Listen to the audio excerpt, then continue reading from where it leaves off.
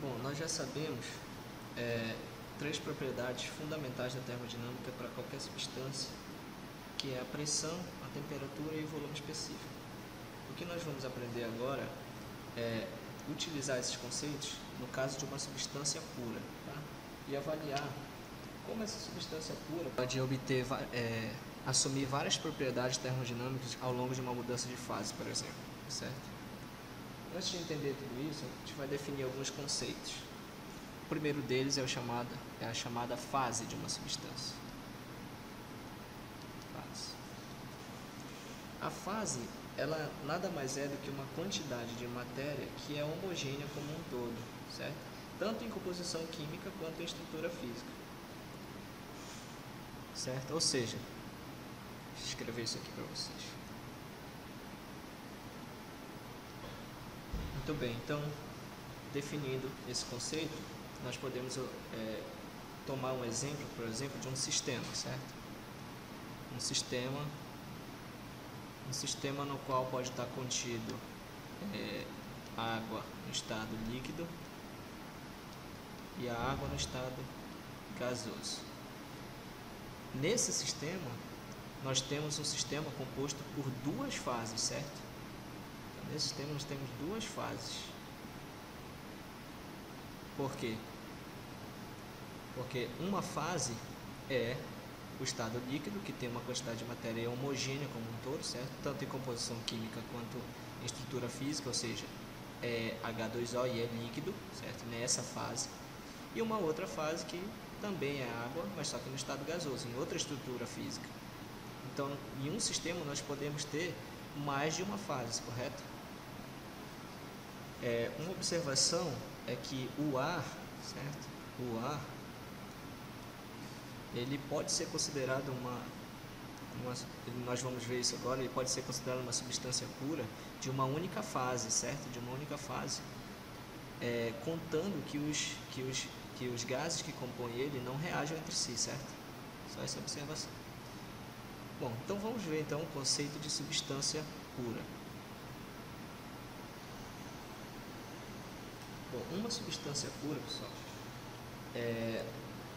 é aquela onde a composição química ela é uniforme e invariável, correto? Ela pode existir em mais de uma fase, certo? Em mais de uma fase, mas a sua composição química deve ser a mesma em cada fase. Tá? Essa é a definição e eu vou colocar aqui. Dado esse conceito, um exemplo seria a água, certo? A água é uma substância pura em termos desse conceito, porque se você tiver o mesmo sistema que nós estamos vendo aqui em cima, correto? Esse sistema aqui, então a água é para nós uma substância pura, certo? Porque a composição química é invariante.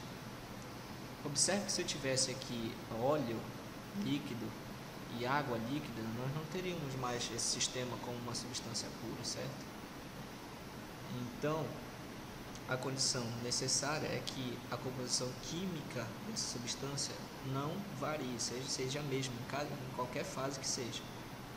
Então, falando sobre o ar novamente, o ar,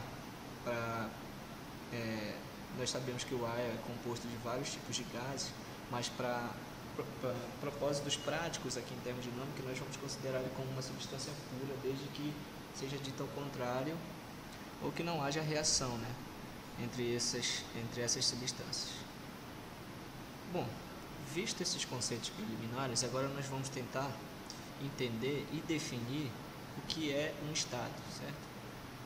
Então vamos aqui definir um estado.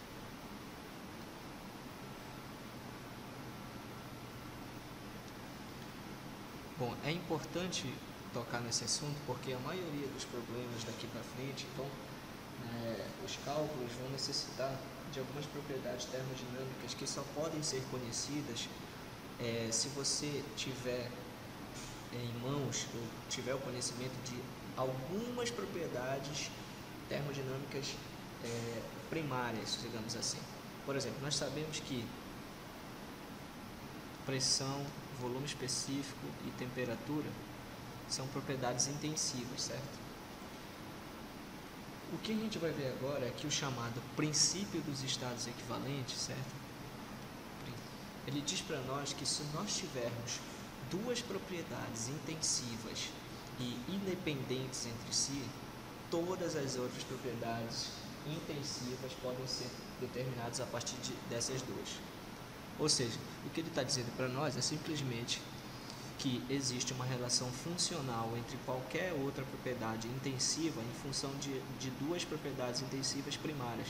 Ou seja, por exemplo, se você determina que um estado termodinâmico, você tem em mãos a pressão e a temperatura, então tanto a energia interna é uma função dessas duas variáveis, quanto o volume específico é uma função dessas duas propriedades, a entalpia é uma função dessas duas propriedades e assim por diante.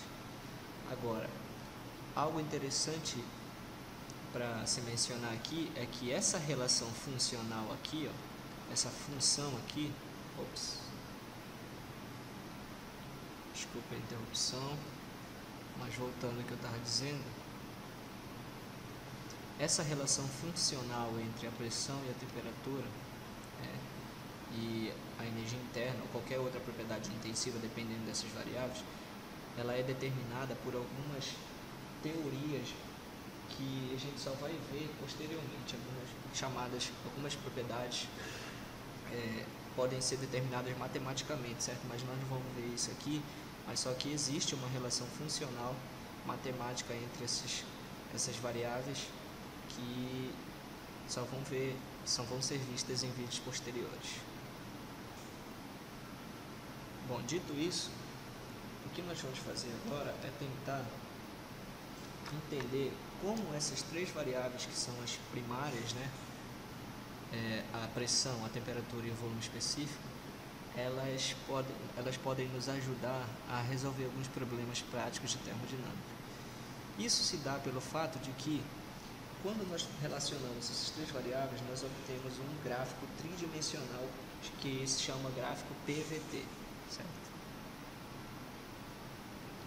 Então, esse gráfico tridimensional, eu estou mostrando ele aqui nessa figura, e ele mostra para a gente a figura da expansão, da solidificação da água no processo de expansão, certo?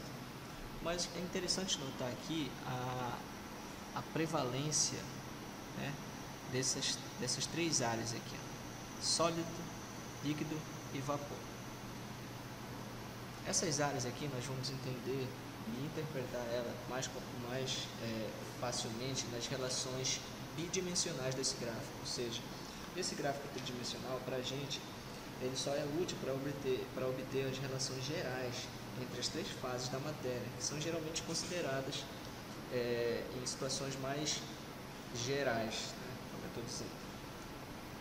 Mas, né, em geral, é mais conveniente da gente trabalhar com as representações bidimensionais desse gráfico, mantendo uma ou outra variável constante, certo? A fim de estabelecer algumas relações práticas para a resolução de problemas. Bom, dito isso, a primeira relação que nós vamos trabalhar é a chamada relação pressão-volume específico. Bom, eu vou desenhar esse gráfico aqui do lado. Bom, então, o que nós podemos observar e tirar de conclusão dessa primeira relação entre pressão e volume específico? O que nós estamos vendo aqui, essas linhas são chamadas linhas de temperatura constante, ou isotérmicas, certo? O que nós podemos ver é o seguinte, que quando a temperatura em questão for menor do que a temperatura crítica, ou seja, a temperatura crítica, pessoal, nada mais é a temperatura no qual todas as três fases coexistem, certo? Ou seja, líquido mais vapor mais sólido. Então, a temperatura crítica é a temperatura na qual as três fases coexistem. Então, dito isso, quando a temperatura for menor do que a temperatura crítica da substância pura, a pressão ela vai ser constante certo? Ao longo da região líquido mais vapor. Tá? Aqui, ó. Essa região líquido mais vapor, P é constante. Tá? E quando a temperatura dada for maior do que a temperatura crítica, a pressão cai continuamente enquanto o volume específico aumenta. É o que nós podemos ver por essa linha aqui, certo? Simples, né? Então agora os problemas ficam mais fáceis de serem solucionados com a ajuda desse gráfico, quando você tiver só pressão e volume específico e você necessitar de temperatura, por exemplo. Então, pessoal, me desculpe, eu tive que abrir outra folha aqui, que aquela eu não consegui apagar, deu algum erro aqui. Mas vamos continuar então. Nós vamos ver então a relação entre temperatura e volume específico, certo? Relações. Nós vimos que PV, que o gráfico PV, geralmente a pressão, né? A pressão diminuía para uma dada temperatura, certo? Diminuía continuamente com o avanço do volume específico e era constante quando era menor do que a temperatura crítica, aqui nessas regiões. Bom, dito isso, eu vou construir o gráfico da relação temperatura-volume específico. Bom, então o que nós podemos observar na relação temperatura-volume específico é que quando a temperatura dada, na verdade, é quando a pressão dada for menor do que a pressão crítica. Aqui eu estou pegando um problema para a água, tá? A pressão crítica da água, ou seja, a pressão na qual os três estados coexistem, é 22,09 MPa, ou seja, megapascal. Então, quando a pressão dada for menor do que a pressão crítica, a temperatura sobe e passa por uma região constante de líquido e vapor. Certo? Agora, quando a pressão dada for muito maior ou maior do que a pressão crítica, na verdade, a temperatura ela sobe continuamente sem passar pela região de líquido mais vapor, ou seja, a região de saturação, certo? Algo que deve ser notado é que nos estados de saturação, ou seja, nos estados de líquido mais vapor, os valores de pressão e temperatura geralmente têm o mesmo valor, certo? Tanto aqui em F quanto aqui em G, são os estados de saturação. O que acontece é o seguinte, quando isso acontece, geralmente nós precisamos, lembre-se do princípio dos estados equivalentes. Nessas regiões de saturação, ou seja, onde você tem nos estados de F e G, geralmente P e T têm o mesmo valor, logo eles não podem ser considerados para definir esses estados aqui. Lembre-se que você precisa de duas propriedades intensivas e dependentes entre si, ou seja, que não sejam iguais, para definir o estado. Então, se você tem que pressão e temperatura são iguais nesses estados, logo você precisa da pressão e de uma outra propriedade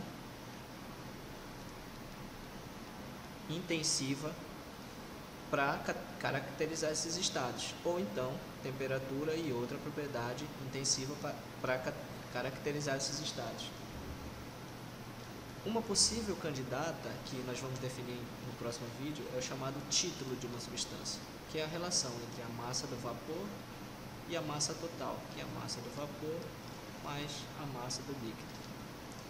Essa propriedade intensiva pode ser combinada com a pressão ou com a temperatura para determinar esses estados aqui de saturação, que ou você poderia também usar, por exemplo, o volume específico, correto? Caso ele seja fornecido.